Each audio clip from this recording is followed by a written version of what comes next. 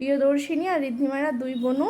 তো এবার হচ্ছে ওদের আমি জিজ্ঞাসা করব কিছু কোয়েশ্চেন বডি সম্পর্কে, তো ওরা বলবে। হ্যাঁ, তো দুজনে মিলে কি একে বলতে পারো? বলো তো। হচ্ছে হচ্ছে হেড মানে কি?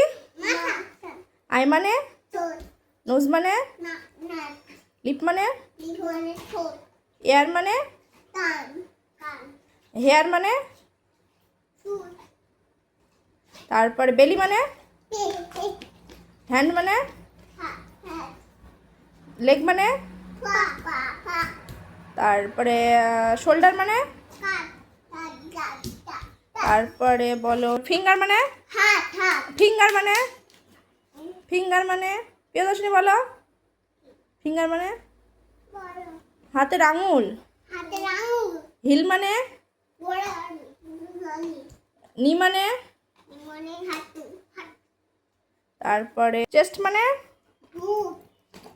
ফুট মানে? টাং মানে?